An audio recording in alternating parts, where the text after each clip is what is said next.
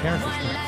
Because when I was in my class... Everyone has a unique gift, and Mike and Diana, host of the One Life podcast, believe that most people don't know how to use their gifts or what they are. Mike and Diana want you to see things from a different perspective and be true to yourself. The One Life podcast unites the world through art, fashion, music, and film. It inspires, motivates, and creates positive energy, love, and compassion to all communities, and creates an equal playing field for all. On the One Life podcast, they cover topics like building relationships, overcoming adversity, habits of healthy people, and much, much more. We only have one life to live. Be yourself and live your truth. Add the One Life podcast to your playlist. That's the number 1NELife. Available on Spotify, Amazon Music, Apple Podcasts, and your favorite podcast platform. What's up, y'all? Welcome to the One Life podcast. I am Mike M.I.C. Reed, and as always, I got my co-host, Diana Gotti from the AV Wellbeing Coalition. Favorite person to talk to. Hey. Doing it the Gotti way. You don't even let me finish my intro. I told you it's a good time here. Anyways, first of all, we got to, what's up, Melissa from S'mores and Wars? How you doing? I'm doing great. Okay, let's put the microphone closer to you. That's my home girl. Oh my God. Better? Yeah. Okay. Yeah, there you go. You just jumped into it, see? I know, because you just threw me off. Like, no, I just amped you up. I'm in such a good mood. I'm in a great mood. That's great. I'm actually happy that you're in a great mood. I'm in a... I don't know what this mood is. I know this is a languishing state, but... You seem like you're in a subtle mood. Yeah. I know. It's just, honestly, I do. I overthink things. And I'm trying not to, but it's just the way I am and the way my brain works. Like, I got to understand things. And there's certain things in my life right now that I just don't understand. And it's bothering me. And it's going to bother me until I figure it out. Well, I take that back. Because like I was telling Tanja yesterday, it's gonna bother me until... I'm okay with, okay, you know what? I tried. I did my best. There's no more I can do. Yeah. Then that's when I move on. When it's out of your control. Right. Even though, it's probably still out of my control, but at least I try to put in the effort and the, time and energy into trying to figure it out. I'm not a quitter. Like, I don't give up on anything, whether it's a project, relationships, or anything. It's hard for me to give up on anything. Like, whenever I do anything, whether it's a project or any type of relationships, right, I give 100%. Like, this past couple of months, I think I turned down 2 projects from my past, entertainment, where people wanted me to work on things, and I actually told them no. Because if I can't give 100%, then I'm no good to you, the project, or myself. And that's just how I am across the board. Even like with relationships, if I don't commit to anybody unless I know I can give 100%. But once I give 100% to whatever it is, I'm all in. Like, it's hard to get rid of me at that point until I can understand, like, okay, you know what? This is not good for me. Yeah. Like, you know what I mean?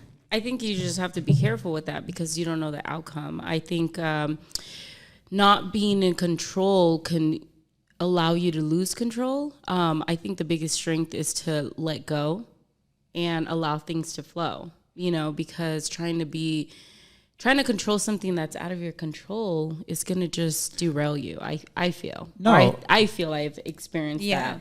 I agree with you. I mean? No, I agree with you. Yeah. But I think that's a hard balance because what do we tell people in business, right? Like, I was just reading something on your profile on S'mores and Mores that you wanted to quit so many times. Absolutely. Right? But we tell people don't quit, keep going, right? We don't say, okay, well, just let it go. No. Right. No. So there's contradicting, like, in certain aspects, like, yeah, I get it works in certain, like in business, we always telling people to go. But when it comes to relationships and stuff, people are constantly telling me, oh, just let it go. Just let it go. It's like, I don't understand. You got to be careful, though, because it's not a one size fits all. You can't control your relationship like you control your work, your business, because, that's where a lot of failure comes from because it's night and day. It's I mean, can you kind of? Yeah, I agree. You can't, like, a relationship, you're dealing with a person's feelings. Yeah. Business is business. They say you don't mix the two. Yeah. So I think that you can't really use those modules for personal relationships in business and vice versa. Yeah. You can't. It doesn't work that way because you're dealing with an actual person and with boundaries. And with business, I'm not saying that there isn't any boundaries, but you're going to go get it, right? People are determined to see that goal, to see that out. And sometimes in this business world, it's a wild, wild west. You know, sometimes you have to claw your way to the top. You know, Absolutely. and that's understandable. But in a relationship, you can't really claw, because once you're clawing, you're causing wounds. You know, but if you're allowing yourself to kind of navigate through that, and you're gonna have to listen. That's gonna be your biggest thing, is being patient and listening. Right. No, and I get that. I guess it's mindset, right? Yeah. So like look at older couples nowadays. Been together 30, 40, 50 years. You don't see that no more. Now with this new generation, it's 2-3 years and people are out. It's no one fights for it no more. People have lost values and morals. Right. That's what happened. And that's just with society nowadays, the way it's set up. And so back in the days, we didn't have social media. We didn't have all these new technologies that made doing things that are not so great easy accessible. And I think just with a lot of people nowadays, and I think a lot of it has to do with parenting. Parenting modules have changed. And again, people just don't have the same values and morals anymore. They kind of all flew out the window. And we're in a society of like anything goes. Yeah. So people don't value things the same anymore. I guess my mindset is different because I'm old school. Like I've only had, so like this last relationship was my 4th relationship in my entire life. All my relationships has always been long term because I believe in fighting for them. I agree. Like look at my first marriage, 25 years, and to this day we're still good friends. Like because we established a strong foundation for one, and a friendship to where it stood everything that we went through, and we fought for it for all those years. Right. People don't do that nowadays. They No, automatically it's like they see hit one a red bump in the road right, and they're they're out. out. Right, they swiping left, right from Absolutely. right. It's so easy to do that nowadays. I don't believe in that. So that's why it's still hard for me to process what's going on right now because I don't believe in that. Yeah. I mean, there's still other people that have the same values in you. It's, you know, sometimes you have to kind of get out of, you know, your area. Maybe, I mean, the world is so big. It really is. You know, there are people that have the same values, you know, but when you're just kind of searching for that in your area, you know, and you're kind of stumbling upon that repetitive, then that's when you kind of have to step out of that. You know, I mean, even with my husband, you know, I did grow up here in the AV, you know, and I just never was interested with anyone here. It just never was my thing. I never really dated here. I didn't really care for anyone here. I kind of found my person, you know, down the hill. Because I kind of knew what I wanted, and what I wanted wasn't here. And I understood that I had to step out of that. And I think a lot of people find that. That's why, you know, like another friend that we had on here had a long distance relationship in a different country for years. But that was her person. That's wild, yeah. You know what I mean? That is her person. And sometimes when you kind of meet your person, it's going to happen. But when you're, I don't know, like, kind of won't allow it to just be, it's not going to be, you know, if that makes sense. That's why I continue to tell you, Mike, it's going to be all right. I always just believe that when you're searching for something, you don't really find it. It's when you let go and you just, like Diana said, go with the flow. Things just pop up. It does. They really do. Yeah, even with my relationship with my husband, I was at medical assistant school. Like, I didn't go in there like, I'm in the least place, right? Yeah. It's when you least expect it. You're like, I'm here to learn. I'm here to get my thing going, and boom, you end up finding your guy. But Yeah, see, when you even least with that, expect so even with that little scenario right now, that's actually what I did do. Yeah. I mean, you know the story. I Yeah. met her 3 years ago, you know, we was only friends, and it just happened. Yeah. So that don't even work all the time. Because I did everything right, and I don't want to get into the whole thing, but Exactly. So I'm like, moving along. We'll be stuck on this subject all day. We will. I mean, relationship, it's so beautiful. Communication is key. And I mean, speaking on relationship, I mean, Melissa and I go way back. I mean, we're actually childhood friends. Yeah. We went to junior high together. So me and Melissa, we go way back. Way back. Both flats on a Cadillac. So it was actually beautiful. I am very thankful for my relationship, my friendship with Melissa. When I did move back to the AV, I randomly was at Portals in Burbank. So this is another one of those scenarios. Yeah, another one. Just happen when really you least does. expect it. Mm-hmm. Yeah, it was during quarantine, so we had our mask, and it was for my birthday. And I was with my mom, and all I hear is a voice, Diana. And I looked, I go, who knows me in here? I'm in Burbank, hiding. I'm trying to hide it here, And I go, yes. And then she goes, it's me, Melissa. I was like, oh shit, like, what's up? And it actually was beautiful because, I had just relocated back in the AV, but I was trying to stay low pro. And it just so happened she moved right down the street from me. Yeah. So we end up bumping into each other at Portos and Burbank. Yeah. And then she's like, oh my God, I just bought a house in in Lancaster. And I'm like, where? And she's like, by the soccer fields. And I'm like, dude, I live right next to you, right crazy. down the street. So we ended up just hanging out. We got into our small business stuff. I was encouraging her. She really was like iffy about stepping out. And I was like, dude, just do it. Yeah, it's just so do it. True. She gave me that encouragement and that, just believe in yourself, do it. She was that friend that actually invested into me. She was the one that invited me to the pop-ups. So if it wasn't for Melissa, I would have never met you, Mike. Because she was like, you got to get out there. You got to like follow these people. And, the event that Diana had, she had also like, hey, look into that. And I was like, okay, like I'm going to do it. And she was like, just get out there. You'll meet new people. And I kept, just making up excuses. And she like would find a solution for everything. And I finally was like, you know what, let me just step out. And I'm so thankful for that. Even that first mixer, I was like, I don't know anyone. Oh, yeah, I remember. But in reality, it's like, why am I going to a place where I already know someone? And I just kind of wanted to stay in my comfort zone. But I'm really thankful for you, to just kind of shoving me out there and just, I think everybody needs that. Yeah. They need that push sometimes because we do get comfortable. Yeah, we do. And sometimes, like for me, I deal with social anxiety. Nobody would ever know that, because I've had to teach myself to really like control that. Yeah. And I had to push myself through those barriers. It's like, I know I want to reach these goals. I know I want to do this business. I want to step into other things, but how am I going to get there if I don't force myself out of this little protection bubble that I put myself into? Right. So I started going to those mixers, and as much as I was encouraging other people to go, people had no idea that I was probably 100 times more scared to be there than the person I invited. Like, true story.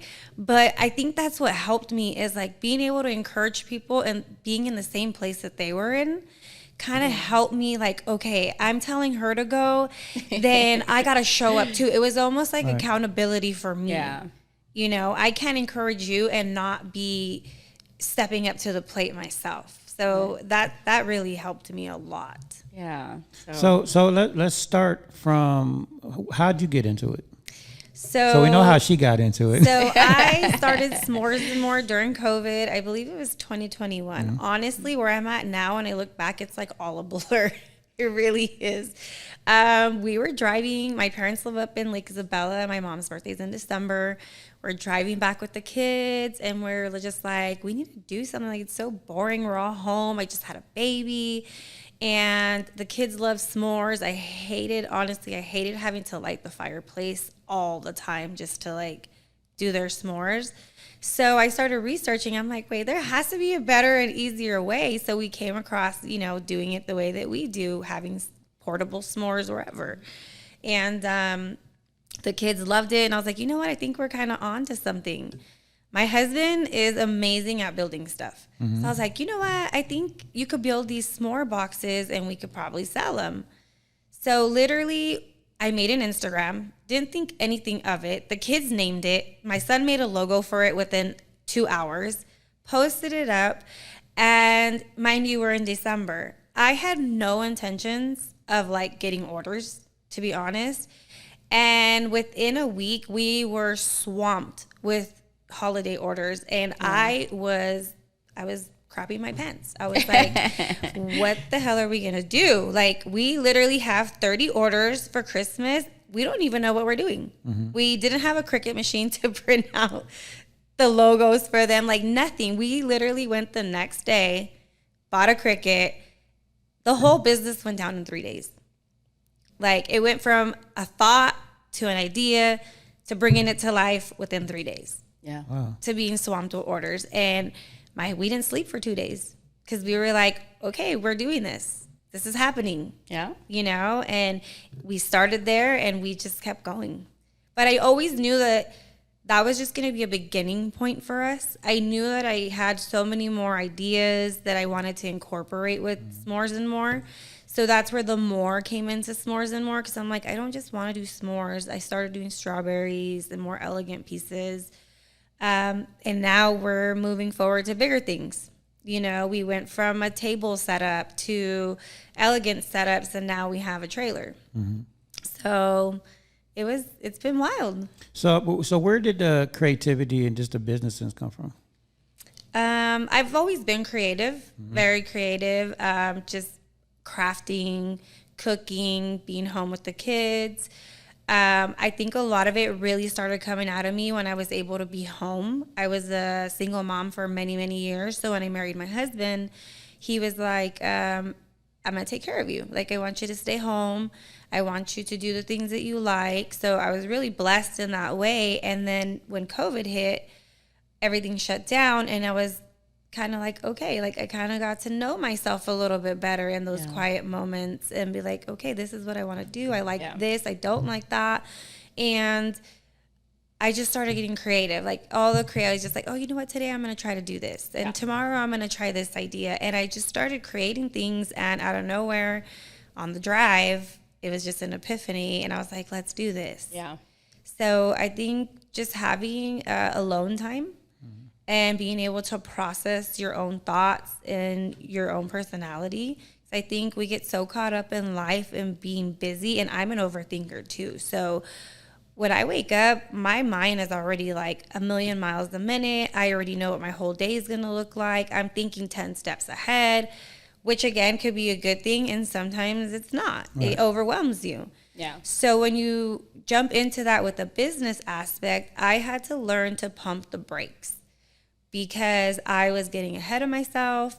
And then when things weren't working out, because I moved 10 steps ahead already, I really felt like I let myself down. Those are the moments that I wanted to quit. So I had to learn to really pace myself and just go with the flow and realize, okay, I signed up for this. I'm hoping for this. But if it doesn't work out, it's okay. Right. Yeah. It's okay. Because I had to get the mindset and mentality that what's meant for me is always going to be there. Whether it's today, tomorrow, 5 years from now, whatever, like, it'll be there. If I'm consistent and I keep pressing forward, I'm eventually going to meet those markers. Yeah. So Wednesday in our CAP class, we did an exercise, and I'm not sure if you guys did this exercise. We did the past, present, and the future. We had to write down for, 3 minutes for each. So we spent 3 minutes, and Lewis timed us. You had to write down what you was grateful for the past. And then he stopped. And then another 3 minutes, you had to just write down what you was grateful for the present. And then we had to do the future, right? It was a cool exercise. 3 minutes is actually a long time writing. It is. Yeah, I could write a lot in 3 minutes. Yeah, it's right. And so afterwards, we talked about it, and I was talking to Thelma about it, because they was asking, okay, which one was easier, which one was hard. So for me, the past and the present was so easy for me, because I never had regrets on anything I've done in the past, because it made me who I am in the present. Absolutely. Right? And so even with having these conversations like yesterday and just a minute ago with you guys about how I am, like, if you look at my past and even my present, I've been so blessed. Like I've accomplished a lot in my life, compared to how I grew up and what I had to, the cards I was dealt. Right. Like I've been so blessed. Like, so when I look at that, I am an overthinker and I'm always fast forward thinking, but I said the future was hard for me to write this time around because Thelma was like, but you have skills, you know your skill sets and all that, right? And I was like, yeah, if I stay in my regular space that I'm used to, like entertainment, video, and all that stuff, like, yeah, I know the future is going to look great, right? I said, but I'm trying to step into a different space that I've never been in. I don't know if my skills are going to hold up to that. So it's the unknown, right? Mm-hmm. Yeah, I have confidence and faith in myself, but I've never been in this space. So it's kind of scary. And I think that's where my overthinking is coming into play. It's like, so when I'm looking in my future, I'm like, wow, but I'm actually going somewhere. Like the past 35 years, I've always been in entertainment, always doing the same thing. So if I stick with that and say, okay, what does my next 5-10 years look like? Then yeah, I can say, okay, yeah, I'm going to be successful because I know my skills. But I'm going into a whole nother space that I've never been in before. So it's kind of scary. I think that's where we have to offer ourselves grace to know that we're not going to get it all right. Right. And it's okay to show up and not know and just be present in the moment and allow yourself room to grow and just be there and absorb the space that you're in. Yeah. I think that's really important. I think as overthinkers, we always go into things overthinking and we want to know the outcome already because it also comes from a space of control. Because that's something that I dealt with. Overthinking, I realized like that's just control. Like I have control issues. Like I'm trying to control every outcome of every moment of the day. And but it's going through the process. You learn who you are and you realize even though you have great skills, like she said, you can be overusing those skills. Yeah.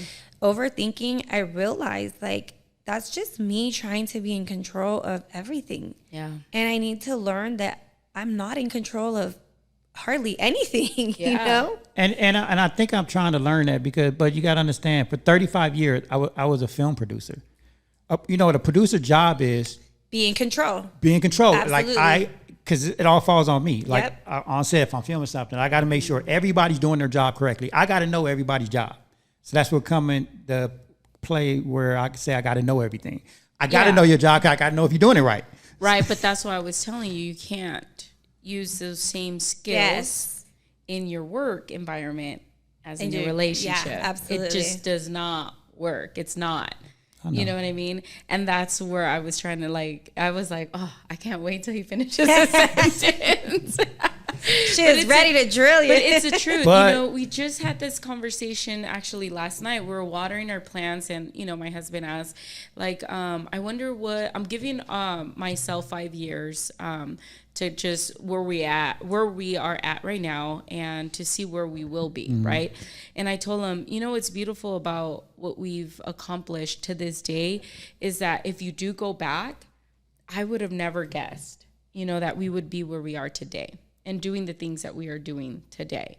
But I realized that we were able to accomplish that by just chipping away at it little by little. Because if I would have just gone in, for a handful, I bit more than what I can chew, and growing up, I used to do that a lot because I needed to be in control. I needed to be first. I needed to be the best. And I was the one that was going to know what everyone was going to do before they even did it. Right. But I realized that was a huge fear factor. And then it would disappoint me. And my husband would always tell me, why do you do things with such high expectation? That's why you tend to be disappointed a lot. And I experienced that so much that now, my present self, we're able to kind of navigate through that and pivot, and just realize what's going to pull the bad out of me, the worst out of me.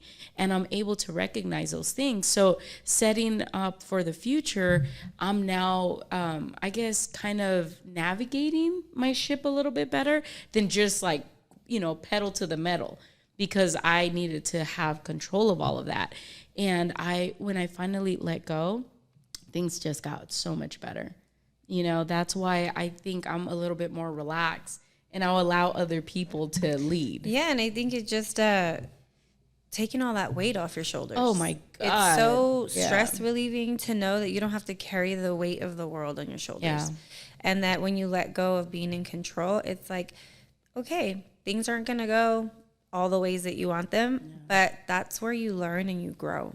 Yeah. Because you're out of your comfort zone, you're not in control, and you're giving yourself that space to say, okay, I'm going to see what today holds for me. Right. I'm not going to try to navigate the whole day. I know that I have an agenda and I have a to-do list, and I was very, very big about getting everything on my to-do list had to be done, or I felt like you didn't do much. Yeah, I didn't do much. I wasn't productive. Almost even to the point where like you're undeserving of certain things because you're like, well, I didn't even really like get anything done today.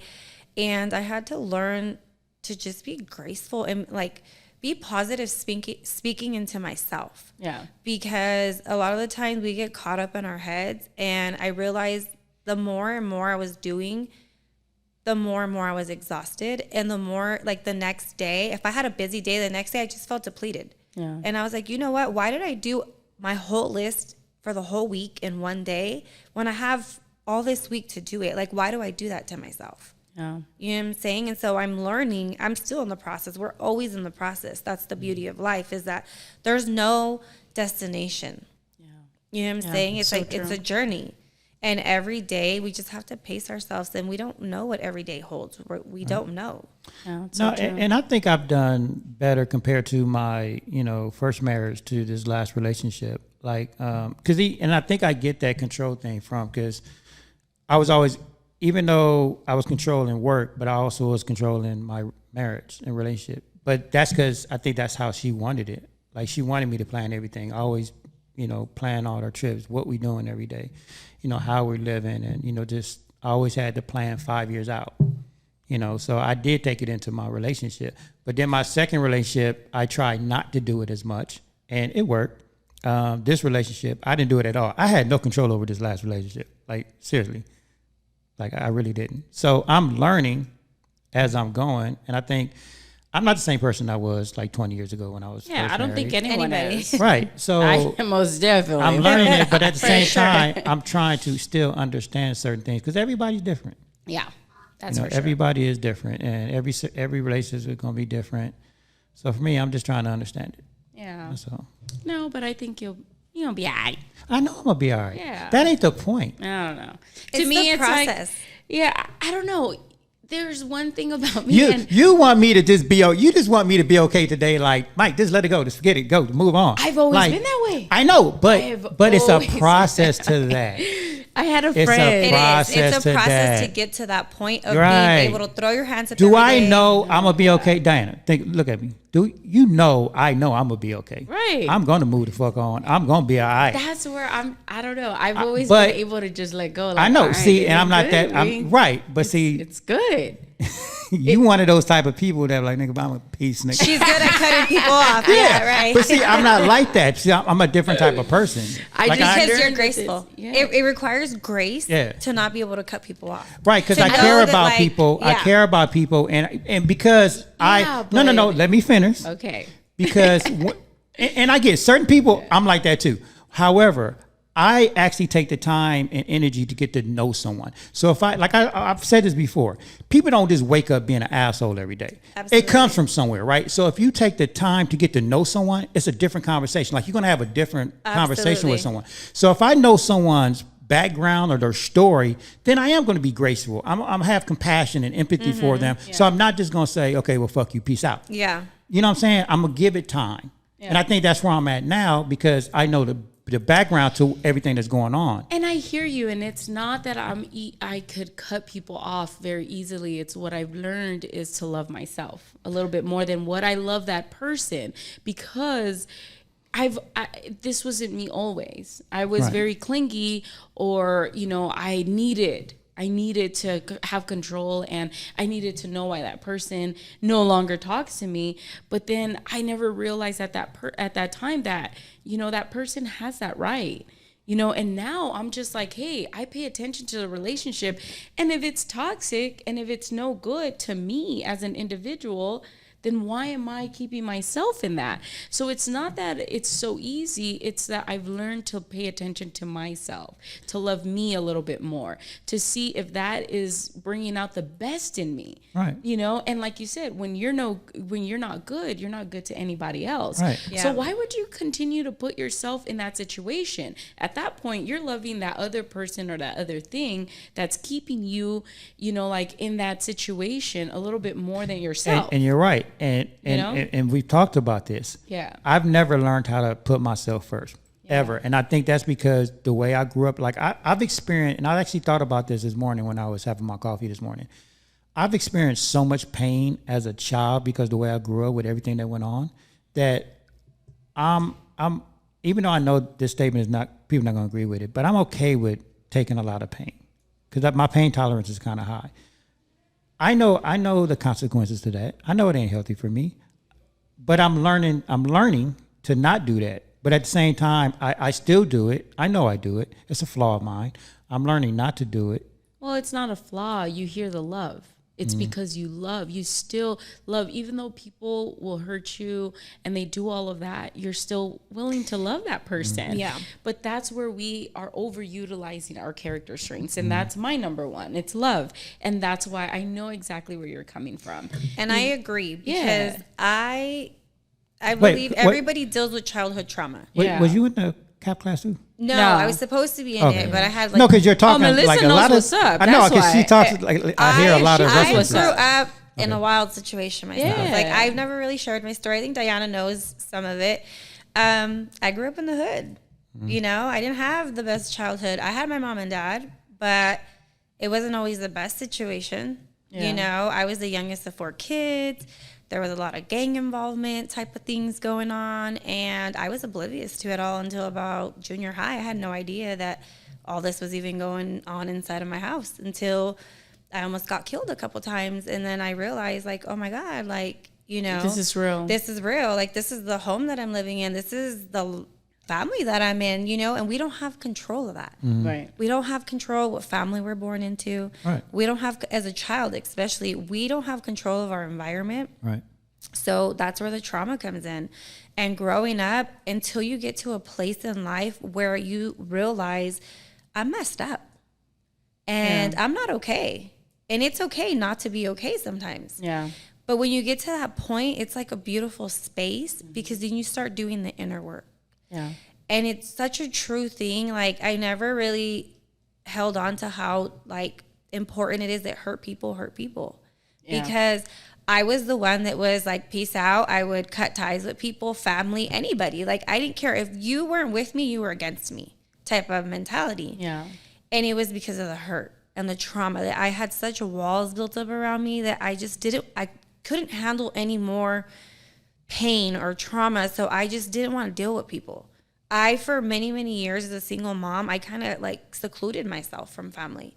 And I did my own thing because that was my safe space. You know, I felt like betrayed in a way from like your family and your upbringing. You go through those phases of like hating your parents, you know, let's say, or not being happy with the way they raised you. But you get to a point where you forgive them because you realize they did their best. Yeah, they did. They only did what they knew. Right. You know, and you also need to kind of know their background to understand why they were the way that they were. And once I started digging, then I realized like, okay, like they did their best. They did what they could do. And now it's my turn as a parent to do the inner work and be a better parent for my kids so that they don't have to grow up with the same trauma that I did and those cycles be repeated. Yeah. Was I perfect? Am I perfect? Heck no. Like, I got pregnant at a young age. I had my first son at 16 in the 10th grade. So I moved out of my parents' house at 18 and I never went back. So I worked since I was 16 and pregnant. I was in the streets from family member's house to family member's house. And then at 18 years old, I was able to get an apartment. I was legal and I've been on my own ever since. It wasn't easy, but I think because I always had a positive attitude, regardless of what I've been through, I was able to push through. Right. Yeah. You know, and so I think that's the beauty of learning our trauma instead of just sitting in it and being like, well, this is who I am. Right. Exactly. That's the way I was raised. Right. Like, that's a cop-out to me. Right. Because we've all gone through it. Yeah. Everybody's dealing with something, and there's always hope. Like, this isn't just it. You know what I'm saying? That's why, like, when you get into, like, people with depression and things, because I've gone through depression. And when I look back now, I'm just like, wow, like, it's so crazy to me how people could fall into depression, and you really do fall in this dark hole where it's like, you can't get out. Yeah. That's your mentality. Like, this is it. Like, I'm never going to get out of this mess. I'm never going to get out of this situation, whatever it is. When I look back, I'm just like, man, I'm a big believer in God. So I'm just like, God, like, you had me. Like, even when I wasn't even close to God, or I didn't even really like have a relationship with God, I was just like, he had me the whole time, because there's no way I got to where I'm at now without him. 100%. So it's crazy. Life is crazy, and it's beautiful. Yeah, I mean, you All always together. talk a lot about the we and the I system. Right, and that's exactly what she talked about. That's exactly like what most adults, once they, or I should say teenagers, once they get to that, 14, 15, 18 years old, that's when you're supposed to shift over from the we system to the I system. Yes. That's what I did. I moved out when I was 14 from the hood. I was like, I don't like this. Absolutely. Like, I'm out. And so I was able to do it back then. Like, I was like, oh no, I'm out. This is not for me. So I do know how to let go of things where I know 100% instantly, I know this ain't for me. So at 14, I left, and I was homeless. I was just in the streets. I knew I can do better by myself Absolutely. than hanging out here. Yep. And I did. It took me a while. Like you said, it took me a long time to figure things out, but I figured it out. Yep. But I'm happy to hear that you was one of the smart ones and went into the I system. You went on your own and start thinking for yourself. And it's crazy because it didn't just happen. Like, I didn't just develop that mentality. Like, I hit 14, 15, and then boom. It was almost as like at a young child when you start seeing things and you start being self-conscious and realize that you have your own opinion, Right. your own self. It probably was like around 10 where I already started, because trauma was already happening. Around 10, I already started telling myself, like preparing myself in a sense, like, okay, when I'm turn this age, like I'm gonna start looking for a job. Right. When I turn 18, I'm moving out. Like I was already in the works as a child, which that's traumatizing because as a child, you're supposed to be a child. And people will see a kid and think like, oh, they're a kid, they're fun, they're playing, they're happy, they're laughing. But in the background of my mind, I was always thinking as an adult. Yeah. Like, I can't wait to get out of this situation. I can't wait to where I'm old enough where I can just get out of here, where I can leave. And I think getting pregnant at a young age, I thought that was a ticket out. That wasn't the case. Right. we all think that, as another outlet of getting out of the situation that you're in. Only to find out it made my situation 1,000 times harder. Now, when I left, I wasn't just me. I had another person to take care of, So now as an adult, I think everybody should deal with their childhood trauma. Mm-hmm. You know what I'm saying? And really find that place within. And it's a process. And it's rough because when I first started, like I literally went through a whole month of literally like just crying. Yeah. I was just crying every day for no reason. And my husband's like, what's wrong with you? And I'm like, I don't know. Like, but I really think it was just purging. Yeah. You go through a process of purging and just things happen so fast. I think we don't give ourselves that space to really sit in what we went through and be like, damn, that just happened. Yeah. Like I really just went through that. Yeah. And really, I tell my kids, like, it's okay to cry. Like, cry it out. Cry it out. If that's what makes you feel better, cry it out. Because I have 2 boys and then my husband, but I have a 22-year-old and a 15-year-old. And something that I've been hearing in the collective lately is that men are not allowed to show emotions. Yeah. And so we have a really high suicide rate of men going on. Well, it's always kind of been men, but even more so now with young generations. And I'm just like, my boys started saying stuff and I'm like, like this is something, like my kids were even telling me like, no, like men are not allowed to cry. We're meant to like carry all the weight. My oldest son starts telling me like, you don't understand, Mom, because I'm telling him, like, look for a good girl, like, you know, like someone that's in school, it's doing. He's like, Mom, you don't understand, like, the generation these days, these girls are messed up. That's what he tells me. And I'm like, well, what do you mean they're messed up? He's like, they're not like you, Mom, like the old generation. He's like, these girls just want you to make money, take care of them. Like, they don't want to have to put in on anything. Well, because I think that's what society and social media and is stuff. teaching them. But, you know, just yesterday I saw a post with Pitbull, and he says, you know, I'm not very religious, you know, but Adam and Eve, you know, what is it that they bit into was an apple. Yes. And if we look at our phones, what's on there? It's an apple, you know, and that's going to be our biggest sin, downfall, I think. Our downfall is we bit into that apple and we can't put it down. And then we're comparing. We're wanting that. And that's what it should be. But that's all a false reality. Yeah. It's a false reality. That none of that exists. So I think that's with like a lot of the depression sets in right now, is that this generation is being fed such a false reality, and they are expected to live up to those expectations, and they're not realistic expectations, and you fall into depression because you're not meeting up to the quota. You know what I'm saying? So he's telling me this, and I'm just like, dang, like this is crazy, you know. Not to get into personal stuff, but just a week ago, I lost my nephew to suicide. And he's 23 years old, and nobody would have expected it. You know, I'm at peace with it now. I went through the motions already, but again, you know, he was a young adult. He had a girlfriend. Expectations were high. All this pressure on him. People fall into depression. He was a great kid. He was always happy and chipper, the most giving person. You would never expect that from him. And boom, we get a phone call. And I'm just like, it was a big wake-up call for me. Because we could live in the same household with people and not even realize what they're going through. Yeah. And a lot of it has to do with this society that we live in. So it's more now than ever, I think, important to have really close relationships with the people that you love, and not just be on a day-to-day basis of, oh, we're going to work, we're going to school, we're doing this, but actually sit down and have the conversations.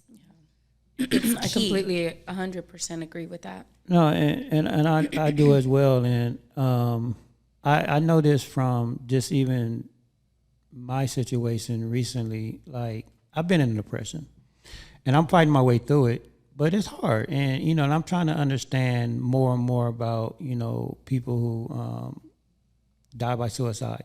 Because it's, but, and I know this, I'm probably not wording this correctly, but at the same time, I can understand, because people are cruel, for one.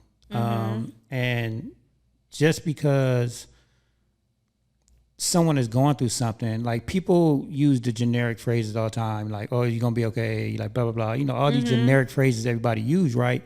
But at the same time, it's like, even like when I'm going through my shit, right?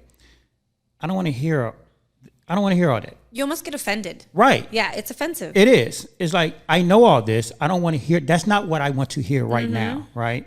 And then people, like, for me, I live by myself, right? So people, and I know everybody's different. So for like me, like, I just lost my car, right? Because I needed a new engine. So you know me, I'm at home all day. So it's harder for me because I can't get nowhere. I can't do what I normally do, like drive to LA, go hang out with people, right? So I'm just stuck at home. And people are constantly, over the last few weeks, people are constantly, oh, call me if you need me, blah, blah, all this stuff, right? But it's like, I thought about this last night, and I'm glad you brought it up. Last night I thought about this. I said, if I would measure, because everything's measurable, right? Everybody's telling me how much great of a guy I am and what I'm doing is so great out here, blah, blah. And don't get me wrong, I love myself. Don't get me wrong. I do love myself. I know I'm a great guy, 100%. But it's like, okay, everybody keeps telling me all this stuff, right? But all week, not once have I got a phone call. Hey, Mike, let's go have coffee. Hey, Mike, I'm coming over. Everybody know I'm at home by myself. Everybody that I'm close to know this. Not once. I feel you. Yeah. So when you sitting at home, like, that shit bothers you. It really gets to you. Yeah. It really, you start thinking in your mind. And I was just telling another friend of mine this same story. I said, it's so much reading I could do. I read this well-being book. I'm in my Bible. Oh my God! Over the last 3 weeks, I've been in my Bible so much. And I've never read the Bible since Adriana gave it to me. But I've been in that Bible so much trying to find answers. So much studying I could do because I'm studying for a lot, like the CAP class, my real estate class. There's so much studying I could do. Like, there's a lot of time there, especially when you're home by yourself with no one to talk to. Well, let me tell you this. So I've had similar experiences. And what I've later found out is that sometimes God will allow those things to happen because sometimes we need to be in a space without interruption. And I've gone through crazy things like surgeries and crazy things like that. And I felt the same way. Like, nobody's called to check on me. Nobody's dropped off a meal. Nobody this, nobody that. But then after all that passed and I looked back, I'm like, dang, God, like, you wanted it to just be me and you. Like, you were taking me through a process. And I couldn't have anybody else's opinions around. And I couldn't have anybody distracting me. And even though I felt like I was in a pit and I was alone and nobody cared for me, it was because he was trying to get my attention. And he wanted that solitude time with me. Right. And if it wasn't for those moments, I don't think I would have gotten to that next level spiritually and that next level of healing. So I think what's happening with you right now isn't by accident. I think that God allows things to happen sometimes because we need to be positioned in a certain place for the level up. Yeah. 100%. That's what I kept trying to tell him, and it's not that, people are like, oh yeah, it's going to be okay. And again, I was having this conversation when we were in New Orleans. We actually had a lot of conversations with unhoused folks. And that's what my husband and I were kind of like taken back, that every time they never asked for money, they never were like pitied their situation. Great conversations, like just about life and very positive. And that's what was just like so thrown back. I was so thrown back by that. And every single time, each one of them said, thank you for your conversation. Wow. They're like, that's all I needed. And what I realized at that moment is that just because his story doesn't line up with my story, it doesn't mean that my story is any greater than his. Absolutely. That's his story. That's his journey. You know what I mean? That's maybe where he needed to be at right now, but it doesn't mean he can't pull himself off the streets, because I think it's capable. Everyone's capable of doing it. We all go through our own hiccups. We all go through our own situations. But at the end of the day, when you look back, like you said, I was in that situation by myself and all of that. And what I realized once I got out of it is that I got out of it. Absolutely. This is only temporary. Sometimes we're better at keeping ourselves in that space longer than what we need it to. Absolutely. And when we pull out of it, you're like, shit, why was I there so long? But the only person that has the ability to pull yourself out is yourself. And right. I've learned that myself, and I've been very, very, very trusting in Melissa when I was in that situation. But even that time, she would be like, why don't you call me? Let's hang out. Let's do this.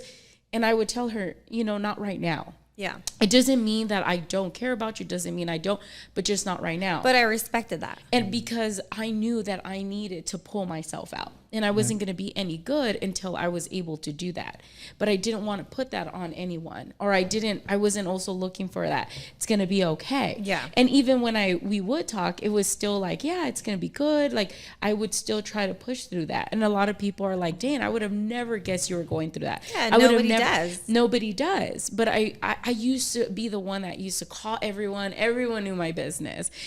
People would tell me at times, like, you're such an open book. I heard that so much. It's because you're an open book. You're an open book. But what I used to want and I thought I needed, was that person's validation to help me get out. And then I realized, like, dang, that person's just making me feel worse. Yeah, they can't do anything for me. Exactly. I was like, shit, I got to do this for myself. And I think that that's why I am where I am today. Is because I was able to just pull myself out, dust myself, and tell myself, hey, you got to get your shit together. Yeah, and I think like I've heard you, Mike, talk about like self-affirmations. Yeah. And those help a lot. Yeah, they do. You know, I realize like when I wake up and I'm just in a bad mood or my body's aching and I'm just like, oh, I don't want to deal with today. I have a toddler, I have a teenager, like, you know, I'm a grandma. So life is, I wake up and I already know like today is going to be a day. Yeah. You know? It's those moments when you get in front of yourself and you force yourself to say the things that you're not feeling. Because what I've learned most than anything in life is we can't go based off of how we feel. No. Right. Because if we woke up every day and just dwelled on our feelings, like we would get nowhere. Yeah. And that's what depression is. Right.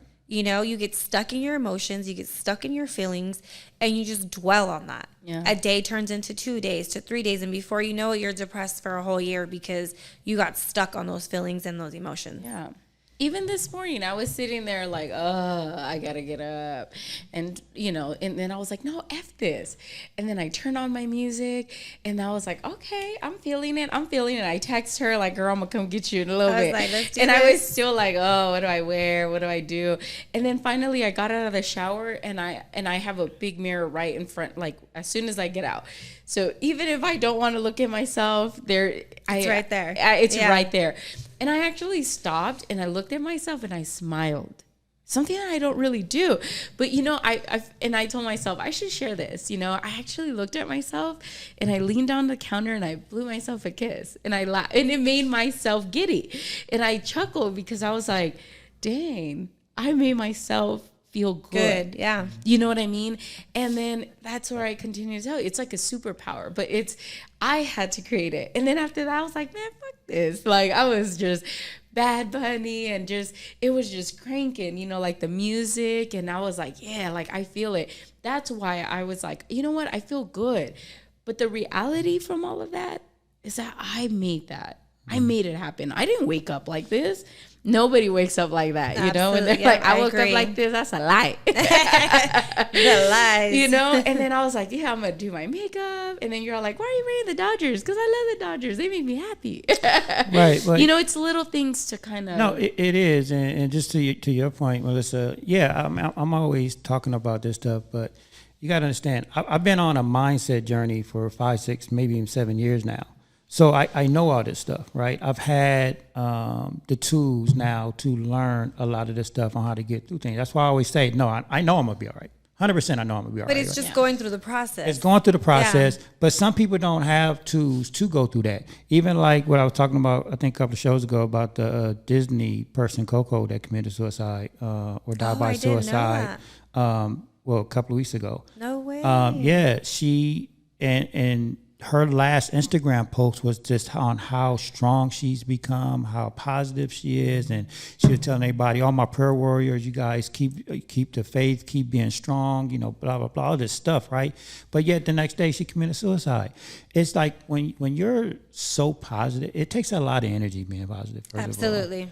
Like especially if you're caring for other people and you're trying to inspire other people, like that takes a lot of energy. It's Yeah, but it's sometimes. also impossible. You're not always going to be positive. No, I know. That's- Okay, yeah. but I know this. That's my point. Some people have these tools to understand that, but at the same time, like I know I can't help everybody. I know I'm not going to be positive every day, every minute. I know it's a roller coaster. Absolutely, it's a pinball machine. Every day we go through hell. Like it's 6 worlds. I talked about this before. Yes. It's hell through heaven or hell through Heaven through hell. Yeah, you know, I know this. We're going to go through it. It's our external life circumstances that puts us in a great mood one moment, the next moment you're over here. I understand that.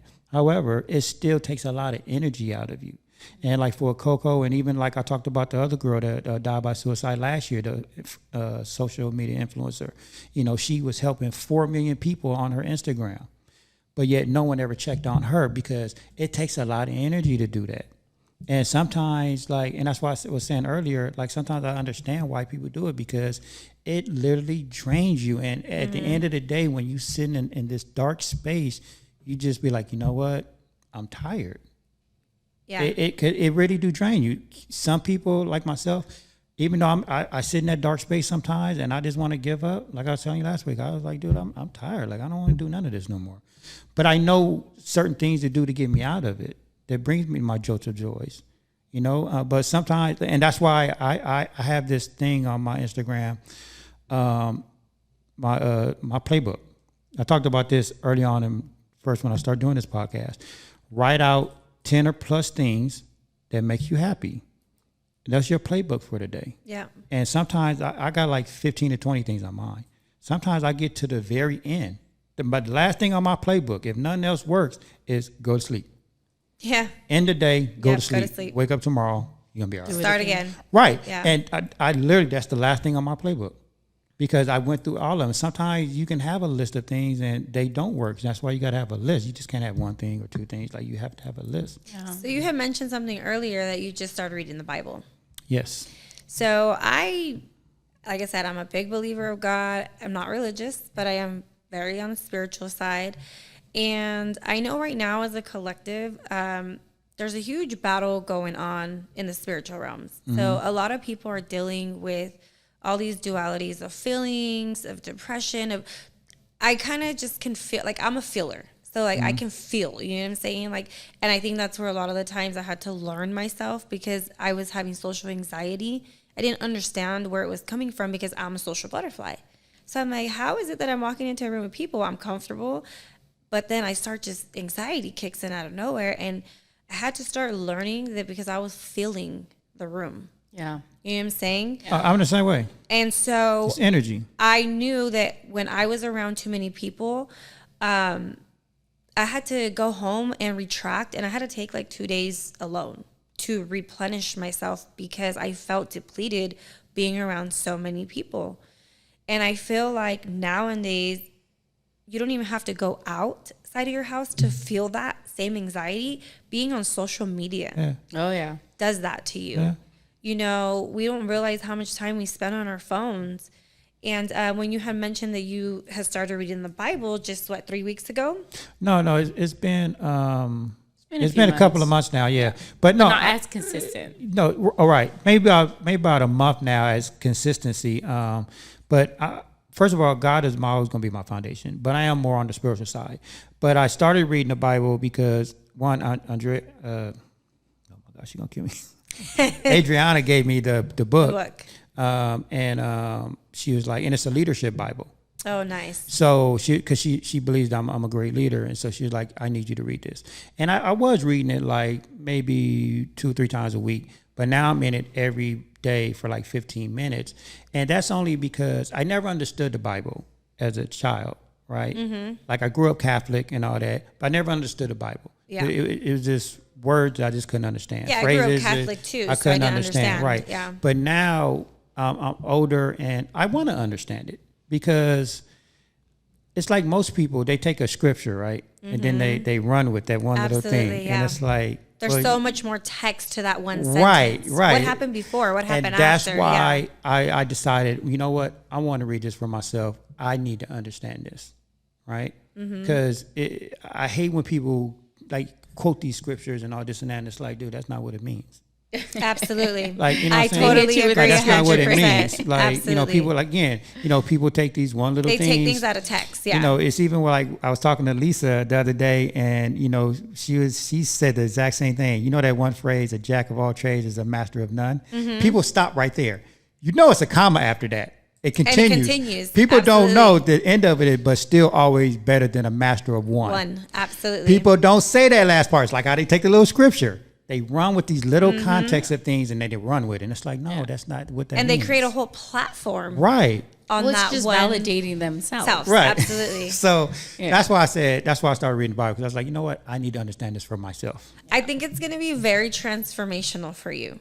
It was for me. And anybody that I know that has gone on that journey, like, they start tripping out. They're like, oh my gosh, like this happened and that happened. And, you know, you just start, I feel like it's a grand awakening. It is. Like we could start, there's so many things that we follow in life, and it's like I'm big on science. Mm-hmm. So my original background is medical field. So I'm a lab rat. Right. I worked in the lab for 15 years and I worked in medicine for 5 years. And I didn't have a relationship with God then, so I was very factual. Everything to me, it's like, show me the proof. Show me the numbers, show me the science behind it. And it's like, okay, cool, I believe you. But I struggled being an overthinker when it came to spirituality and the Bible, because I'm like, it doesn't make any sense, because that's where I had to learn faith. Right. You know, I had to know that just because I can't see something and there's no evidence of it, that it could still be true, you know, because that's what the spiritual realm is all about. You can't see it, but it's there.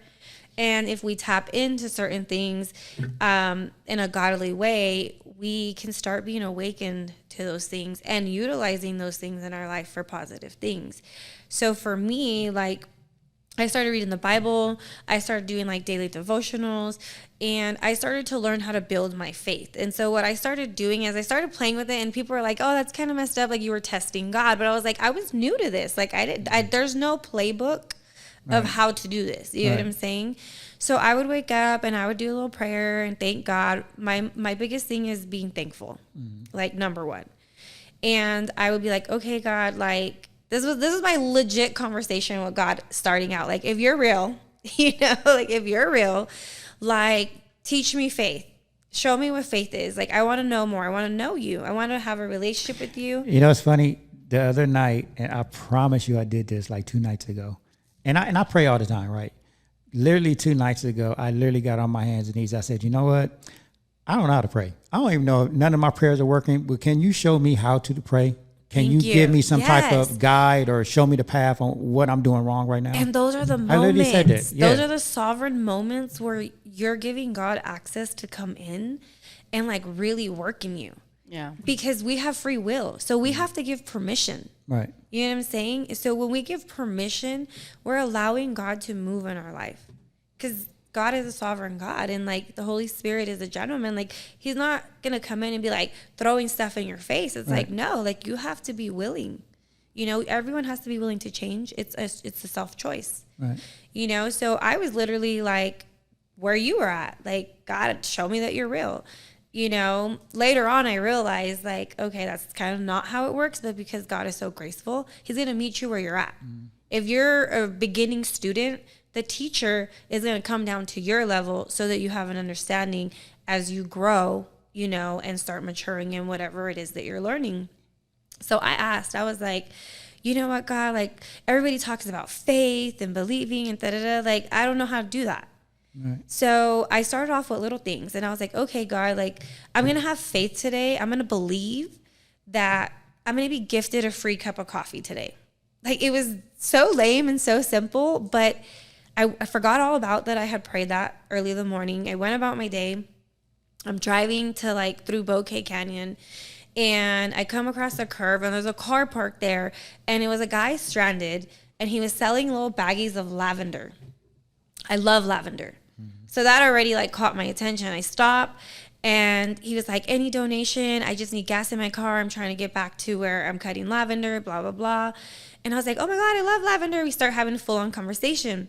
And he's like, I'll give you my number so that you can call me and get more lavender when you need it. I'm like, cool. So the paper that he took out to write his phone number on, he's like, oh, I'm going to give you my coupon for my free coffee at Dunkin' Donuts today. All right, that's funny. He's like, but I'm going to write my number on here so there, enjoy your free coffee. So that just kind of blew my mind. And that was like the little hook that like God kind of, and it could be the smallest thing like that like he hooked me in that way, and was like, that's when I started learning like, okay, God, you're real. Like, this is really happening. And I started developing that every day. I kind of just quietly like, okay, God, today, like, I need you to come through in this area. However you want it to happen. I'm not going to put expectations on how I want it to look like. I'm just going to allow it, again, leaving control out the door. And every day as I was growing in faith and growing in God, like those little things just started happening. And it would blow my mind like every day. And from there on, I never looked back. I was like, this is real. And it was all unexpected. It was with random people because, like you said, it's not like God could be everywhere. You know, he can't always answer everything right when you need it. But he uses us, you know, in certain ways. People, definitely. All the time. That's why what we do is actually pretty amazing.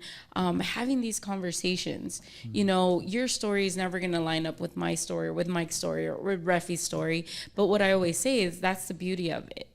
is that, you know, like that's what makes you an individual. You know, why do we watch movies? Why do we watch documentaries? Why do we, you know, like watch Kim Kardashian or whatever? But the reality of that is that that's her truth. What she's been through, whoever's, that's there. But we're watching, we're taking notes, we're learning from them, you know, like, and we learn that from each other. And I think even in the Bible, what you're doing is what? Reading somebody's story. Absolutely. And it's not someone that's extraordinary. It's an everyday person. It was a prostitute at one point. Absolutely. You know, so just because you're going through whatever it is that you're going through, it doesn't mean that God's not using you. And like you said, sometimes he keeps you in a certain situation because he needed to reveal himself in a beautiful way. When you think that, oh my God, it's just all over. And I think that's my mindset. You know, it's gonna be what it's gonna be, you know. But I always chuckle when I'm like, man, my life is like a story, you know, like people would never believe what we do or we go through, you know. We were just leaving La Vallarta, and I found a scratcher.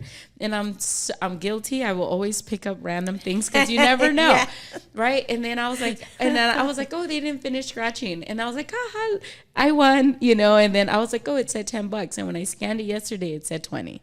Wow. And I was like, well, thank you, God. And it's not the first time. Another time I got another one and I won $500. No way. And then I was chucking. I was like, look, I don't even have to buy it. You know, like it shows up. It just shows up, you know, when you're doing the right thing or being kind or just, you know, going about your life. But if you're at home, you know, how are you supposed to get blessed? Yes. We're supposed to have those conversations. We're supposed to engage. And you never know where a conversation will lead to. You know, I agree. That's 100%. how everything happens. I mean, you know, my husband and I started out as friends. Yeah, you know, his car broke down and I was there to save him, you know, and to help him out. But that's how it happens. It's not when you want it. It's when it's going to be. And what is for you will be for you. Right. You know, it's already claimed. You know, so that's why I love what I love. You know, we have these dope ass conversations, you know, and you never know who's going to come through. And sometimes they would think, oh, it's just Melissa S'mores and more. And now they've learned a little bit more about you, you know, who you are, your journey, and how dope and amazing you are. You know, they might think I'm kooky and crazy too, you know, and I've learned to not care what people think. But, you know, like that's my truth. That's what I believe in. That's my truth. It's like you can agree with some things. Yeah. What you agree with, hold on to that. What doesn't work in your paradigm, let it go. Yeah, I always say, you know, that's what makes me me. And I had to like accept that and love myself for that, you know. And sometimes I'm like, man, I'm pretty dope. I'm gonna toot my own horn you today. know what I do? I'll be like, toot, bitch, you know. But if I don't, who will? You know, it's who's going to come knock on my door and say, girl, let me toot you. You know what I'm saying? You got to learn to do it for yourself. And then that's when you step into your greatness, you know? And I agree. Sometimes I don't even see when people are like, oh, you're so positive. You're so this. I was like, word? You know what I mean? I was just like feeling like shit 5 minutes before I ran into you. Yep. You know, but that's so amazing how people do see the beauty in me. You know, and that's why I had to remind myself, you know, like the same beauty I see in others is in me too. You know, and that was the hardest thing for me, you know, especially with social media or whatever society is. I don't look like that person, but that person ain't me. And I got what I got, you know, and maybe that person's looking at me like, I wish I had what she had. You know what I mean? It's true. Moral of the story is we're never satisfied with what we have. We overlook the blessings that we do have. And I think that's a big thing is learning how to be content, but not complacent. Yeah. So still having aspirations and goals of wanting more, but also being okay and happy in the now and what you have right now, being thankful for what you have right now. I think that's one of the things when I learned that, it was like a game changer for me. Right. Because of course we always want more. We live in a society where it's always the next best thing, the next big thing, the next new iPhone every 6 months or whatever. Like, I'm over it. Yeah, I'm over it. We were just talking about that. I was like, man, that's probably how we can stop like world pollution. It's like we don't need the next big thing. You know, we're never like satisfied with what we have. You know, like the same phone you have right now, it's probably the same functions as the next one. You know, but we're programmed to want more. We're living a consumer's society. Yeah, that's crazy. So we're built. They're trying to, you know, force us to always want, never be satisfied. Yeah. Yeah. That's why it's like, oh, I gotta go shop, I gotta get this, and I'll be like, but for what? Like, what I have still works. Yep, that's the old school thing. If it's not broke, don't Why fix fix it. it? Yeah. Mm-hmm. Yep. So it's like, it is what it is, and I got a smile on my face, and it's not that I have the whole world, but it's the little things. And the thing that I can't control is my own happiness. And that's why I came in here chipper. I was excited. You are very chipper. Yeah, I was, because it's because I'm here, Yeah, it's my homegirl. Yeah, and I am blessed to have friends, for years, and that's another thing that's like unheard of. Like, dang, you still talk to your childhood friends? I was like, yeah, I actually do. Mm-hmm. And some of my closest friends are still my childhood friends. So I'm lucky in that department, and the ones that have parted ways, it's all right.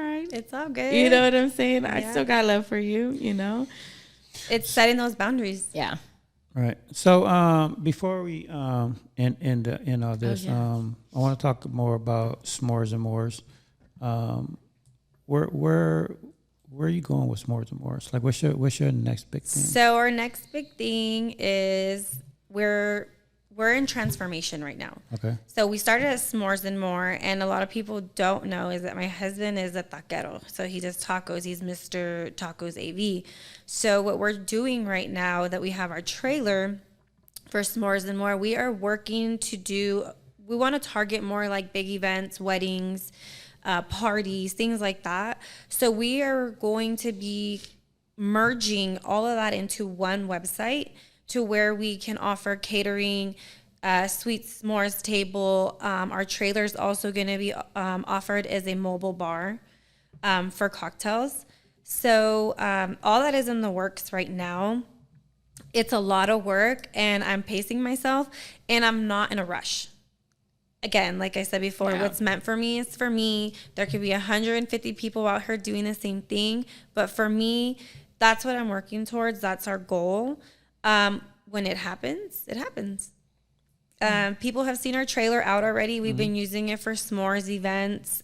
We have an event coming up, actually. So this was like a big deal for us. I think any small business out here, when the city hits you up, you kind of have that I made it moment, like, oh, I made it. They know who we are type of moment. So the city of Lancaster hit us up. What they're doing is they're bringing awareness to the community of how Parks and Recreation have such a positive impact in our communities. And on Tuesdays and Thursdays, they're choosing random parks throughout the city to do events for the community, and they're free events. Mm-hmm. So they go and hire like local businesses, and they sponsor us, and we go out and serve these items to our community. Oh, nice. So this coming the 25th and the 27th, we will be at Jane Reynolds Park, and we will be serving s'mores. The theme of that day is day camp. So I saw the tacos yesterday. They were giving away free tacos too at the same park. Yeah, so the city's been up to a lot. They've been doing a lot of good things. I had no idea about any of this. But again, like I said, that's how God works, through people. Yeah. So just through small community, and like I've always been really big on support. Yeah. I know every time Mike has seen me out, like... No, you've always supported me, and every time I see you, you always, hey, Mike. If I'm not in the pop-up, I'm at the pop-up. Right. You know what I'm saying? Or the event, because I'm really, really big on support. Yeah, you are. Because I was terrified coming out. You know what I'm saying? And I'm like, if I could offer a little bit of comfort to somebody else stepping into the same, chaos, I want to do that. So that's where we're going with this. We're hoping to do more of like a wedding catering type of thing. We're always going to offer small events as well, but that's always been my end goal, to go bigger. Okay. Go bigger, go home. Go big, go bigger, go home. Love it. That's good. Are you ready for my crush your goals? No. Okay. I'm ready. I'm ready. Okay. Oh, this one's good. It says, remember that great expectations create great capabilities. If you limit your goals to what you know you can, let me go back. If you limit your goals to what you know you can achieve, you are setting your bar way too low. That's good. Yeah. That's good. You gotta step out of your comfort. Absolutely. You know? Absolutely. That's dope. You have to And then we dream were big. just talking about all that stuff. I love your crush your goals. Yeah, you have to dream big. Your dreams have to scare you. I say that all- Absolutely. I say love that all that If the they time. don't scare you, I mean, why are you even having them? Right. Yeah. And for a long time, I didn't want to do the mobile bar. Yeah. You know, and I thought getting a trailer was like way out of it's unreal. Like there's no way I'm going to get a trailer and be able to convert it. And where am I going to get the money? And I don't have the skills. But my husband was like, I could do all that.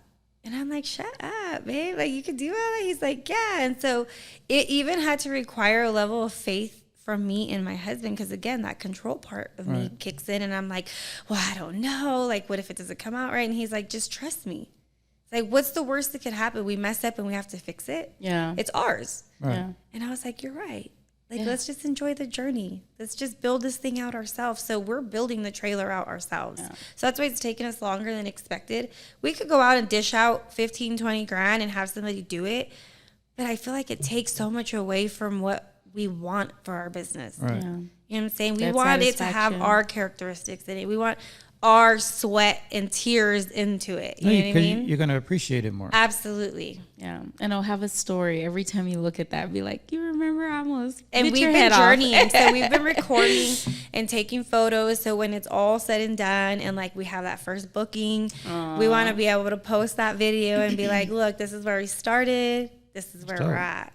I You can't wait know? to see it. And it could have taken us 2-3 years, and that's okay. Right. Yeah. You know, but we're still utilizing it. So my biggest thing was a lot of people were like, bring your trailer out, you know, who cares? And I was like, no, it's not done on the inside. Like, I'm a perfectionist. Right. And I was like, I'm not bringing it out. Like, I don't want people to see it like that. And to where people were actually like, no, bring it out, bring it out. And I was like, oh my God, okay. So I took it out to a couple events, and just the way that it is, people were just so amazed. Like, oh my God, it's so beautiful. It's Yeah. this. And it kind of like, I was like, dang, like people are already appreciating the little bit of work that we've done to it. It kind of sparked a fire in me, was like, okay, like we could do this. You know, we got this. You kind of got to give yourself grace, right? You were talking about Absolutely. that. But it's so easy for us to say that to other people. But when it comes to ourselves, we're our worst critics. Oh, yeah. Yeah. Oh, yeah. You know, so I was just like, you know what? Like, we're going to do this damn thing. Like, Well, Brene Brown talks about that in Daring Greatly. You have to learn how to talk or how to turn that volume down. You know, that's something that we all have to work on. And I think that's why I love just reading her book or listening to her just for that advice. You know, we have to learn to turn all that negativity down. You know, like, and give ourselves that grace. And I think you'll find that balance. You know, I'm not saying I'm perfect, but I definitely, you know, dive into that a lot. You know, even when like that negativity comes in, I'm like, you know what? I'm not trying to hear all that noise right now. What, from yourself? For myself. I'm my biggest critique. I think we all are. Oh, yeah. We all are. Oh, yeah. And my husband and I talked about that when we did the relationship one, where it's like, I had told him, don't worry about like going in on me. I got me.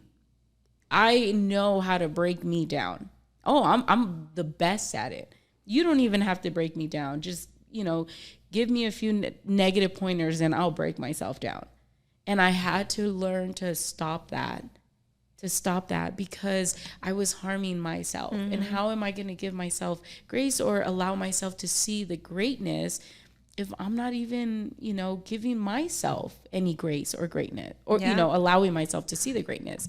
So that's something, you know, I challenge people. If you've never heard of Brene Brown, Daring Greatly, you know, get out there and just listen to it and just turn that volume down. Turn that negativity down. You'll be all right. But, okay, so is it really negativity? Well, if you're beating yourself up, Well, you can only decide that. No, because what I'm saying is like, because I'm in my head a lot, right? Yeah. But I know I'm going to tell myself the truth. I'm not going to listen to nobody You're else. being But I honest think with that's- yourself. I'm being honest with But myself. that's your Absolutely. truth. Right. You know what I mean? You could control that too. Right. You can say, oh, well, that's the truth and still be negative. Like, cause I'm like you, Melissa, like I'm a perfectionist, right? Yeah. So I know, like, even like when I do a lot of these shows, right? I'm always coming off stage or whatever, and I'm like, okay, I suck. Yeah. Mm-hmm. Like at the gala, you said, I didn't suck. everybody thought I did a great job. Exactly. But That's just like me sitting I here right now. I'm like, I said a lot, but I feel like I didn't really say anything. Yeah. You know what I'm saying? But you did. And then we critique ourselves. The moment we get up and walk away, we're like, why did I say that? Where's the empathy, y'all? Yeah, like, Where's why the did I empathy, say that? What was I even talking about? I totally like lost train. You know what I'm saying? Like we start critiquing ourselves the moment we get that's up. false. You know, and I used to do that at first and now I'm just like, man, I killed it. As soon as I leave here, if I did or if I didn't, you know what? To me, I was satisfied with what I did because it was genuine. It was honest. Right. It's not artificial. I'm not trying to, you know, like just get more likes or be, you know, someone that I'm not. This is who I am. This is as real as I'm ever going to be. And I think that this is why I love what I do. You know, like because I could genuinely be myself. Like when I do these shows, I never critique myself because it is what it is. Like I enjoy these conversations. We're at our best. But no, when I'm talking about when I'm on stage somewhere and I'm talking, like when I just did the Brian McKnight thing or the fireworks show, like I get off stage and I'm like, dang, I messed up. Well, because I think it's because it's more scripted. Like it's No, not scripted, it's but not you scripted, already but- know like what you kind of have to say Yeah. and present when you're there. And when you come off, if you missed a part, you start beating yourself up about it. Yeah, you know because what I I'm feel like saying? I didn't do a certain part right. Yeah. Yeah. I No, agree. I get what you're saying. Yeah, because it's not scripted, but you do have like an itinerary of what you're exactly. supposed to be doing, right? And yeah, I think that is because it's like, oh damn, I missed this cue, I missed that. Instead, you got to get out there, and we learned about that, right? It's like having an anchor, and then what do you do at the end? You celebrate once you're able to achieve that. Right. What you need to do is get off the stage and be like, hell yeah, I did that. Woo, you know, take it in, substitute that what if, because it already happened. You can't go back. Right. You can't go back No, and be and like, hey guys. I feel you good know? about it, right? I feel like one, I'm grateful that I was even blessed with the opportunity to be on So stage, allow right? that to be louder. But I do like to I get what you're saying. want to be better, Being like a every time. perfectionist, Like you just always have that in the back of your mind. Okay, next time I'm gonna do this. Next time, you know. And I'm not saying you can't do that, but what I'm saying is still allow, you know, like the positives, achievement, yeah. the positive to surpass that. And that's where you start finding that balance because like you said, you're good at critiquing and this and you can do it. Of course, we all can do it. It's natural. It's in our DNA. But just like, what if you just kind of live in the moment and celebrate that because at that moment you just achieve something that not everyone can say they done.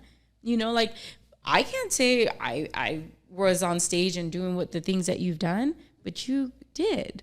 You know what I mean? And that's dope. That's fear. That's something that a lot of people fear, you know, public speaking, for sure. you know, in front of a large crowd. And some people are just, Brian McKnight. You know what I mean? And be like, shoot, I really effed up. But to you, it's so finesse. It's so easy. It's so natural. You know, that's your element. Well, it's kind of like this morning. Like, I forgot about this. Like, I'm sorry to say it, but like, I had a crazy day yesterday. I knocked out late and I totally forgot I had to be here this morning until Diana messaged me. But I think it worked out for my good. Because being an overthinker, if I wasn't busy yesterday and I didn't just pass out being exhausted last night, I would have been up all night thinking like, what am I going to say? Yeah. What are they going to ask me? No. I would have been up this morning like, oh my God, what questions are they going to, like, I would have been overthinking it and I would have put myself in a frenzy, like showing up here nervous. Yeah. And then Diana's like, you want me to pick you up? And I was like, oh my God, yeah, come pick me up. Let's do this. Yeah. She showed up a couple of minutes late, which is fine. And I was like, you know what? It all just kind of worked. I don't live stress, y'all. It kind of just worked itself out because had it gone any other way, I would have been nervous. I would have been overthinking. I would have been like, I don't know what to say. I probably would have froze up a couple of times. Like, But that's crazy. what we always say. It's organic. And look at us now. It's like blah, blah, blah, blah. You could go on and on and on. It's chill. It's just a few friends having a great conversation. No, one, you did great.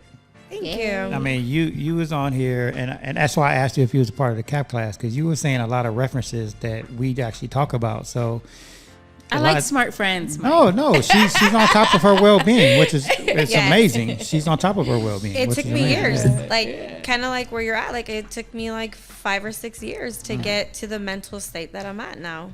Yeah. All right, we're gonna start giving you CPT time. Be here at 9:30. You're so, I did marry a Filipino. That's I read yesterday that people that tend to be late That's a mess. are less stressful That's a because, mess. and they live longer That's because a they're mess. not stressed. Is that one of those quoted scriptures that people are platforming? Yeah, right. And I was Exactly. like, You're you missing know a whole what? nother context to that. I laughed. I was like, She pulled it out to suit her situation. yeah. I was like, I'm gonna I've live heard that forever. too, but you know, there's more to that. There's more to that. Yeah, no, I'm usually pretty good about my time. But No, you kind of not. I'm gonna be honest with you. You kind of not. I've never but seen when you I here. show up, I show out. Okay, so you do know being on time is actually late. I know. You're It's supposed to okay. be early. 15 minutes Yeah. before time. Yeah, I'm guilty. Then you're on time. I'm probably gonna be late to my own funeral. Hey, that's not a bad thing. Oh, it's fun. Oh no, I tell my that'll be another day. There's certain things that I've left in play for my funeral. But we'll talk about I that don't talk another about day. that. He's like, I ain't in the mood for all that. Yeah, that's fair. It's funny things. It's still having this sense of humor. You know, I told my kids, text everyone, thanks for coming. Takes everyone. From my number. Oh my God, that's creepy. I thought it was hilarious. And there's another one that I saw, you know how usually they have like a memorabilia, and I go at the bottom, you should put like a little Ouija board and be like, let's keep in touch. Oh my gosh. She's horrible. Don't cry. Let's have, remember Celebrate. me A as celebration. Yeah, knowing that I'll make you laugh and one last hoorah, right? It'll be fun. There's still a few more of the One things. last hoorah? One last hoorah. Why you gotta be a last? Because I'm kind of dead. Won't be coming back unless you tap into that Ouija board. We will keep in touch. It's Wow. a joke. Have sense of humor, I didn't get that one. You gotta have sense of I humor. didn't get that one. No, we'll talk about it off air. Anyway, Good times. Good thank times. you, Melissa from S'mores and More. We truly Yes. appreciate Thanks you. for having me. It was a good talk. Definitely appreciate your support always, your Of friendship, course. your energy. Thank you. We love it. Tell your husband I said hello. I will. Yeah. Shout out to my husband, Yes. Jay. Hey. He makes it happen. Yeah, that he Shout out to guy Jay. working around the clock. He even saved us at that one pop up too. I think he had like Which a one? bag with like With sand and with stuff. sand. He's always prepared. That's good. I'm telling you, I was like, this man is clutch. Yeah, Thank he's you. my rock for sure. Like he Yeah. makes sure that my phone's charged every day, my car has gas, all the stuff, Yeah. like smooth selling. I'm just like, I got so blessed and lucky with this guy. Yeah. How long you guys been together? 10 years. Oh, see. Yeah, so See? we were best friends for a long time, and then he became my gym partner. And then things got serious between us from literally 1 week to the next. Was it the spandex? No, it was actually around Halloween time. We were at a Halloween party, and then we went home, and it was late. And I was like, my kids were being babysat, and I was drinking, and I don't drink and drive. I'm like, I need to get home to my kids. I'm a single mom. Like, my kids need me. I'm all I have. And I was like, do you mind if I stay the night? Like, because I'm not going to drive home. He's not like gonna this. say no. No, he was actually like, no. Like, he was like, so we literally like slept in the car for hours until like his dad woke up and left to work. It's what woke us up. I'm like, I need to go inside and lay down. Like, I still feel alcohol. I'm not driving like this. So nothing happened all night. Like, we slept next to each other, and then we woke up in the morning, and like, I don't know what happened. Like, something in the atmosphere just changed. And we ended up kissing. And it freaked the hell out of both of us. Like, we literally didn't talk for like 3 months after that. Oh, wow. Because I was just like, what the hell did we just do? Like, I felt like we ruined our friendship because we were such good friends. And he was so good with my kids. I never found him attractive. He almost annoyed me most of the time. But he was such a good friend and such a good workout partner. And where I was at in life, I needed that. Yeah. I needed that motivation. I needed someone to push me at the gym. I was very self-conscious, came out of a very toxic relationship, overweight, like the whole 9 yards. And he was that person. I never in my life, we laugh about it now. Like, I tell him, I would have never thought I would have ended up with you. Like, it's almost like he was everything I didn't know that I needed. Yeah. That's So wait, usually how it so happens. you guys didn't talk. Wait, I gotta turn this off. We about to start the show over. Wait, Let's chat. no, this is not off. The music went off. No, the show is still going. Oh my goodness. Jesus, I thought we were about to be real personal here. No. I want to know something. So after the kiss, you guys said you waited 3 months. Like you guys didn't talk 3 months. We didn't talk. So how did that reconnect? I think I reached out to him. You reached out to him? Yeah, because we both were single. We were at a 5-year single span at the same time without knowing it. He had just gotten out of a really serious, like 10-year relationship, his high school sweetheart.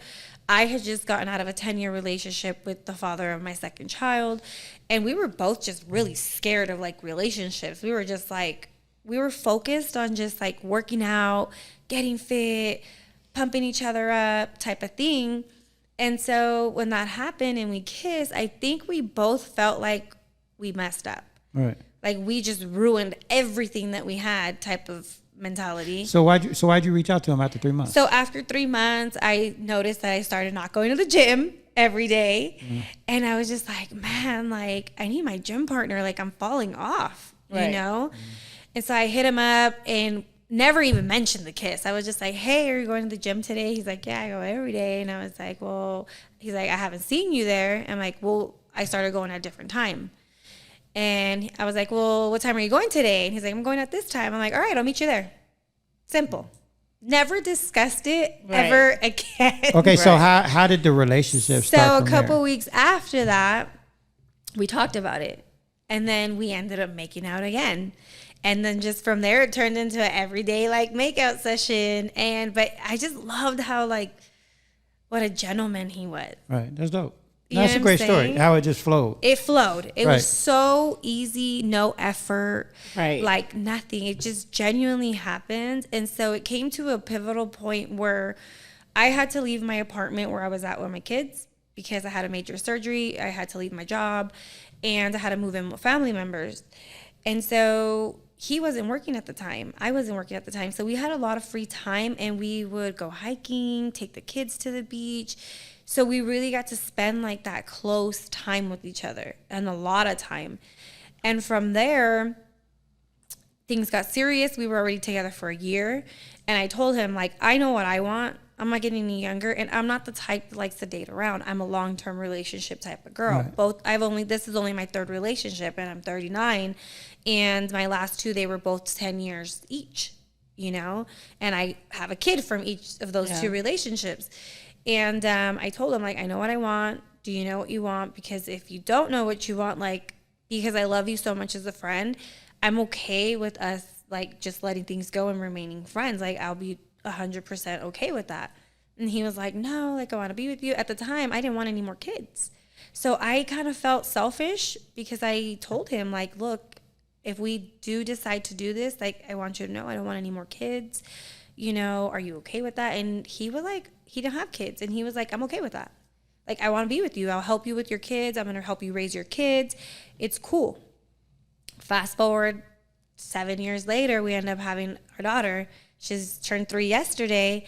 And he was good. He was like, I have 1 kid. Like, I'm good with that. I'm not going to put pressure on you. I know that you originally didn't want kids. It kind of just happened. And here we are, like 10 years later, and now we're grandparents together. So That's dope, man. Shout out to your husband, man. That's crazy. pretty dope. I love that story. He is. He's like, he's an old school. That's what Exactly, he and is. that's He's an what I'm old saying, school man. type of guy. He's the type of guy, he still tells me and sends me memes to this day. It was like, I just want to grow old with you. Right. I want to sit on the porch of our house and watch our grandkids play in the yard. Right. Type of guy. Yeah. Like, it's amazing. And it's hard to find that, I guess, nowadays. Well, That's a whole nother story for I guess we're lucky. We are blessed, Diana. I'm glad you share that. No, and it definitely needed to be highlighted. Not a lot of women give their men a lot of props. You know, like they really are our backbone. At every pop-up, like you said, he's right by your side. And there's a lot of actually thriving business hubbies, you know, and they shout out to actually all of them. Yes, because they are in the, you know, behind the scenes, supporting, packing, unloading, loading, set, including mine, you know. So big shout out to shout out to Brian. Yes, he's Brian. another Brian. one. Shout out to all the men out there that support their family. Nostalgic hubby. Yes, Caleb. Sweet Screw. Yeah. Yeah, hubby. Frank. I know, And it's crazy because all of these they all need men, a shout out. Yeah, they work for a sure. 9 to 5. Yeah, they do. And they come home to their wives running their small businesses and they're supportive. You know, the kids are thrown in the mix, extracurricular things, and they're still right there for those pop-ups, those all-nighters. Yeah, they do. And I see so many of them. And I think that's what made me feel comfortable with my husband, you know, coming along. Because I was like, oh, there's all types of husbands there. Absolutely. So that's dope. You know, again, shout out to all of the AVs, thriving businesses, doing their pop-ups, doing their thing, you know, believing in themselves. You know what? We also believe in you here at the One Life podcast. And hopefully we could get a few more on here. Yes. Because they definitely need to be highlighted. I agree. Yeah. Have you guys had a Nostalgic Glory on here? No, but I'm actually wanting Luz. So Luz, shout out to Luz and from Nostalgic Glory and Jen and Frank from Sweet Spoon Creamery. So there's like stories behind that. I can say that those two women and their husbands have been a really big part of us in the community as S'mores and More.